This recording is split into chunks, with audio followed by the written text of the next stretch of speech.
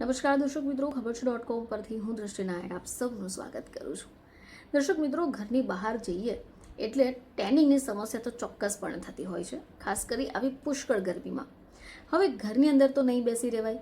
ઘણા બધા લોકો એવા હોય છે જેમને કામકાજ અર્થે દૂર દૂર સુધી પણ જવું પડતું હોય છે. ખાસ કરી આવા લોકોમાં ટેનિંગની સમસ્યા ખૂબ જોવા મળતી હોય છે. હવે પ્રોડક્ટ તો ઘણા બધા માર્કેટમાં અવેલેબલ હોય છે, જેની કિંમત પણ ઘણી વધારે હોઈ શકે. ઘણા એવા લોકો પણ છે જે આવા પ્રોડક્ટને પોતાની ત્વચા પર એપ્લાય કરવાનું નથી ઈચ્છતા. હવે આવામાં શું કરી શકાય? એકવાર જો ટેનિંગ થઈ જાય તો એને દૂર કરવું પણ અસહ્ય બની જતું હોય છે. ઘણા બધા લોકો પાર્લરની પણ મદદ લેતા હોય છે અને ઘણા લોકો ઘરે રહીને ઘરગથ્થુ ઇલાજ કરતા હોય છે. જો તમને ટેનિંગની સમસ્યા વધી ગઈ છે તો આ ઘરેલું ઉપચાર તમને મદદ કરી શકે. મિત્રો, ભારતમાં ભાગ્યે જ એવું કોઈ ઘર હશે કે જ્યાં તમને ઘઉંનો લોટ નહીં મળે, કારણ કે ઘણા બધા લોકો નથી જાણતા કે આ ઘઉંના લોટનો અન્ય ઉપયોગ શું હોઈ શકે. આપણે ઘઉંના લોટમાંથી રોટલી, ભાખરી અથવા અન્ય વાનગીઓ બનાવીએ છીએ, પરંતુ તમારી ત્વચાની માવજત માટે પણ ઘઉંનો લોટ ઉપયોગી થઈ શકે. તો ઘણા લોકો નહીં જાણતા હશે કે ઘઉંના લોટનો ઉપયોગ ટેનિંગ દૂર કરવા થતો હોય છે. તો આ ઘઉંનો લોટ જે છે એક કુદરતી એસ્ફોલિએટર છે, જે તમારી ત્વચાના મૃત કોષોને ઘટાડે છે અને તમારી ત્વચાની ટેનિંગને દૂર કરે છે. પરંતુ એના વિષય પર તમને જાણ હોવી જરૂરી છે.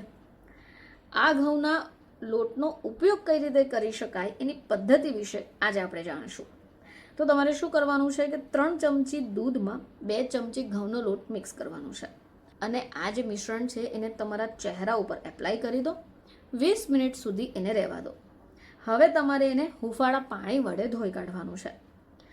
1 ચમચી ઘઉંના લોટમાં 1 ચમચી લીંબુનો રસ અને 1 ચપટી હળદર એડ કરો. હવે આ પેસ્ટ બનાવીને એને તમારા ચહેરા ઉપર અને બાદમાં ઠંડા પાણીની મદદથી એને ધોઈ કાઢો. હવે એ સિવાય 1 ચમચી ઘઉંના લોટમાં 1 ચમચી ગુલાબજળ લો, 1 ચમચી મધ એડ કરો. હવે આ મિશ્રણ રેડી કર્યા પછી એને તમારા ચહેરા ઉપર સ્ક્રબ કરો. 10 મિનિટ સુધી સ્ક્રબ કરો અને બાદમાં ફરીથી ઠંડા પાણી વડે ધોઈ કાઢો.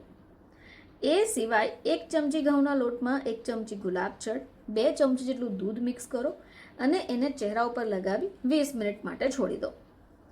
હવે એના સિવાય ઘઉંના લોટમાં જો તમે અડધો ચમચી મધ અને 1 ચમચી દહીં મિક્સ કરીને પણ ચહેરા ઉપર લગાવો છો, 20 મિનિટ માટે રહેવા દઈને બાદમાં ધોઈ કાઢો છો, તો તમારા ત્વચાની ટેનિંગ દૂર થઈ જશે. હવે આ સિવાય આવા ઉપચાર કરતા પહેલાં તમારે તમારા ત્વચા ઉપર પેચ ટેસ્ટ કરવો પણ જરૂરી છે, જેથી તમને કોઈ નુકસાન નહીં થાય.